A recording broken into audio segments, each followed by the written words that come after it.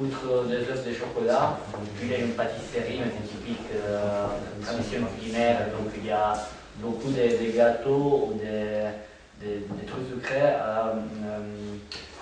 avec du fromage de ricotta.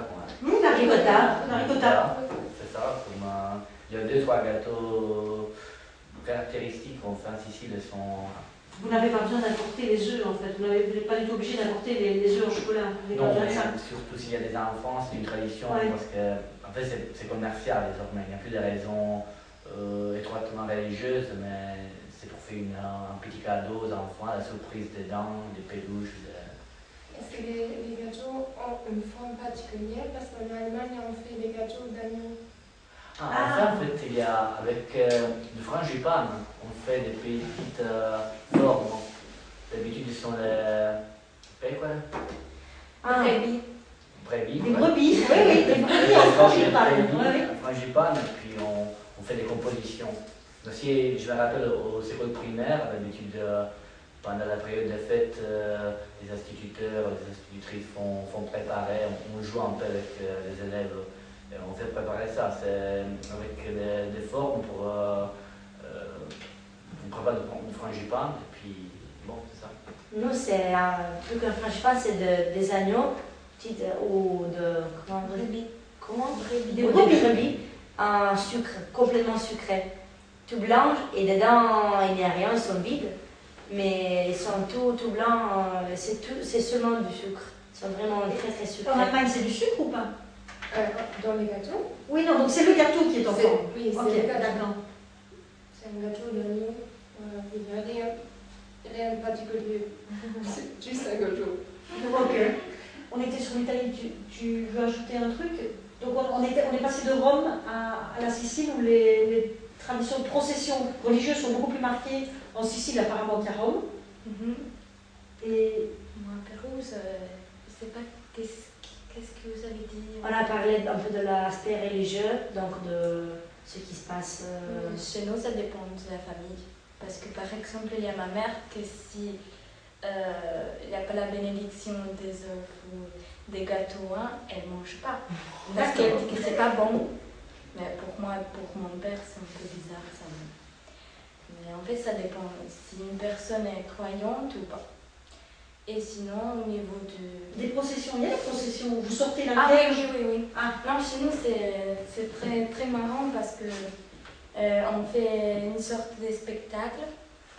Donc, il y a la procession et les citoyens ils peuvent jouer des rôles. Donc, par exemple, il y a Jésus-Christ qui doit se mettre dans la croix. Et comme ça porte vraiment du tourisme, ça.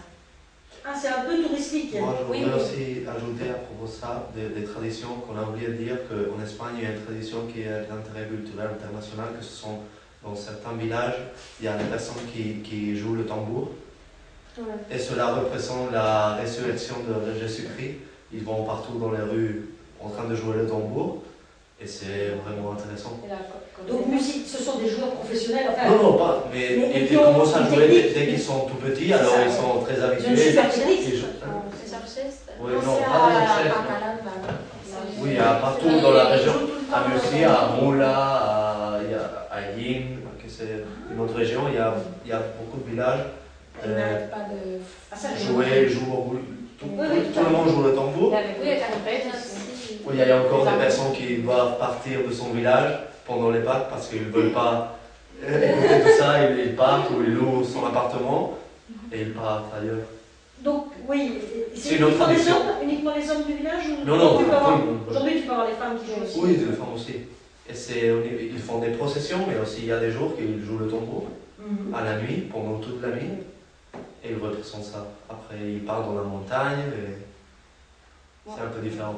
Moi aussi, les représentations dans mon village, je ne sais pas si dans le reste de l'Espagne, mais dans mon village, je fais aussi la représentation de l'ange qui retire le voile à la Vierge quand elle pleure. C'est une tradition, je pense, un peu de chez moi. Oui, tout à Et fait. c'est une petite fille, je pense 10 ans. Et alors elle fait une représentation et elle retire le voile à la Vierge et tout ça. Et après, il y a aussi le roulage. on poursuit par tout le village le Judas. Et après, il reste dans Judas. la... Ah oui, c'est ça, Judas en français, oui. Et il reste dans la place centrale de mon village. Et après, il commence à sauter des balcons, tout ça, jusqu'à ce que les Romains arrivent à l'attraper. C'est marrant. Ah, donc c'est une tradition, ça. Oui, non, mais vraiment, les personnes qui habitent dans ces villages, ils restent pour faire ces traditions. Ils sont encore plus importants que les processions. Ou... C'est des petits trucs, je pense qu'il y a beaucoup partout différents. Ah oui, c'est ça, je n'ai jamais entendu. Et Ah ouais. le tambour, c'est la Ils première sont fois. à un niveau international, il y a des gens qui vont seulement pour voir ça. Hein. Oui, oui, tout à fait. Oui, je ne doute pas. Il y a des étrangers qui partent seulement pour voir ça. C'est sûr, non, non. Ouais. Excellent. On termine par la Finlande. Oui.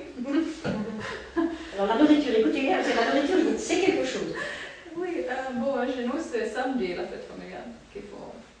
On fait un dîner en famille et on mange aussi l'agneau, la rôti d'agneau. Et oui, et bon, le matin aussi, le lapin vient, cacher les œufs et le bonbon et tout. Les œufs en chocolat, pas les œufs vrais. Et il faut les chercher et tout.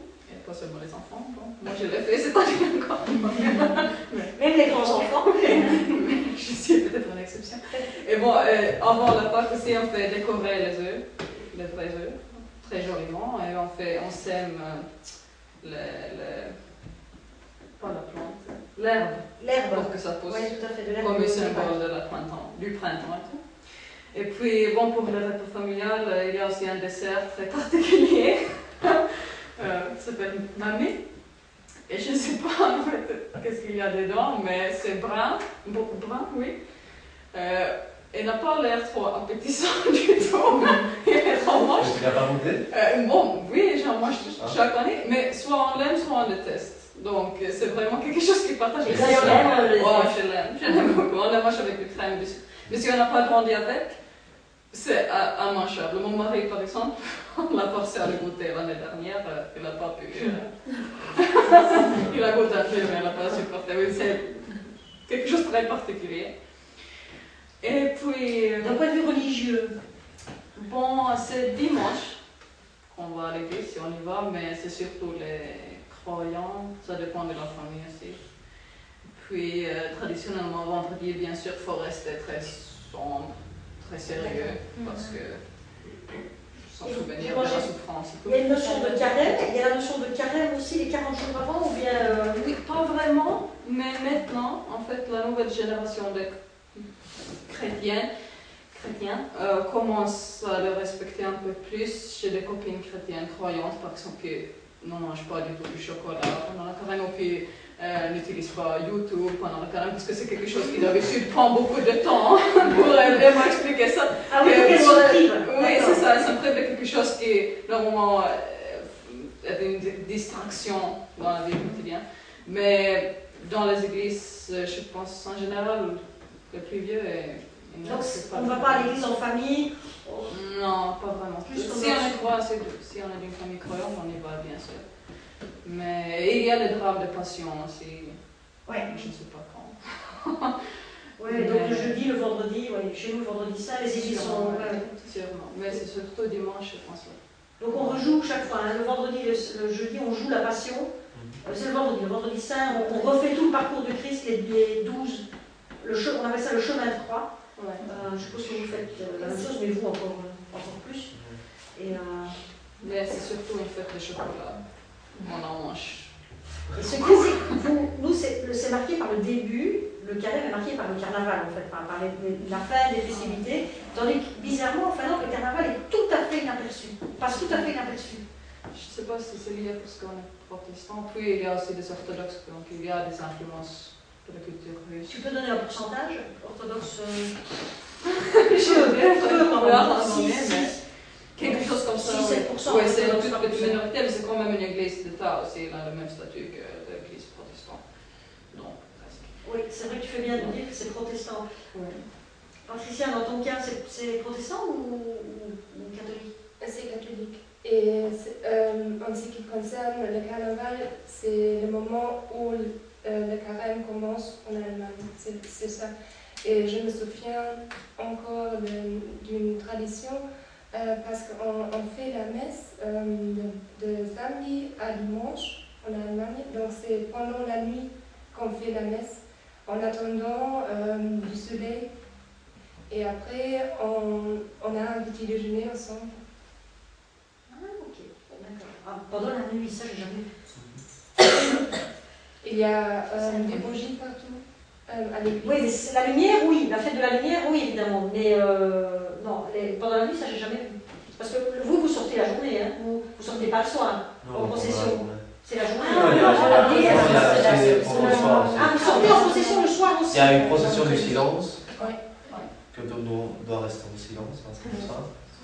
Et c'est pendant le soir. Ah, ça, c'est le soir. J'ai oublié, il y a une super grande Et après, procession. c'est de rencontre. Oui, c'est parce que je ne connais pas vraiment les étapes. Mais... Se rencontre avec sa mère. Et c'est plus ou moins à 6 h du matin. C'est pendant toute la nuit, toute la procession marche. Et il y a des gens qui restent éveillés toute la nuit. Moi Oui, aussi. oui, oui, vous aussi. Non, moi non. Ah. Mais... Moi, oui. Ah oui, toi, oui, Laura. Et vous suivez alors? Tout le monde suit ou tout le monde... ouais. Non, on attend. Ah, vous attendez les Ah, passages? j'ai regardé aucune procession cette année. Non, cette année, non. Ah oui, mais c'est que tu étais en Espagne. J'étais Oui, je oui, suis rentré alors. Mais quand j'étais petit, tout. tout le temps, bah, oui, Ouais. c'est vrai. Tu Oui, vois, j'ai avant, oublié alors, aussi. parce que moi, il y a un truc à Rome que j'ai oublié. Mais oui, il y a une super grande procession en fait, la Via Crucis, et ça, de part du Vatican, il arrive jusqu'au Colisée, et c'est le pape, Oui, le pape. le pape qui est en front de la procession, oui. Et ça, j'avais oublié. Elle a lieu quand, le vendredi soir? Non, oh oui, si, oh, si. Bon, si oui, c'est la nuit, c'est pendant la Ah, nuit, c'est la nuit. mais je ne sais pas si c'est le samedi soir ou le vendredi soir. D'accord. Le vendredi. C'est vendredi, oui. Oui, je Ah oui, c'est quand même important, ça, Jacqueline. Puis là, j'ai oublié, parce que moi, j'ai jamais fait. Parce qu'il y a encore une fois beaucoup de touristes. Oh, si, non, mais c'est vraiment. Ils ferment tous les centres de Rome, c'est fermé. Il y a vraiment beaucoup de gens qui. La plupart, c'est des touristes. Et le pape, il marche ou il est dans sa petite voiture? Je crois, non, je crois qu'il marche. Je sens l'ironie. Non, je crois qu'il marche. Et la dernière, je ne sais pas pour ce qui concerne ces derniers papes, mais celle d'avant, quand il était malade, il a fait. Je me rappelle qu'à la télé, il disait qu'il était triste parce qu'il ne pouvait pas se promener. Celui-ci l'a fait en voiture cette année. En voiture. Oui, il est très fatigué, paraît-il. Mais oui, mais en fait, c'est beaucoup, hein, de Vatican jusqu'au Colisée. C'est pas. Il y a combien? Tu sais dire en 2 kilomètres. Ah oui, quand même. Combien de kilomètres? Ah, j'ai compris que tu disais 2. Non, il y a plus que 2 kilomètres. Oh non, plus.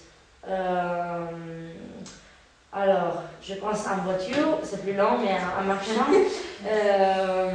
On est à quoi? 4-5 kilomètres quand même? Peut-être, oui, si. Mais c'est vraiment très long parce que tu avances presque. Vraiment, tu fais un petit pas. Protégé, je suppose, il est super protégé. Je sais pas. Ah oui, si. Eh bien, c'est bien. Si vous n'avez plus rien à dire, merci beaucoup. De rien. Poup.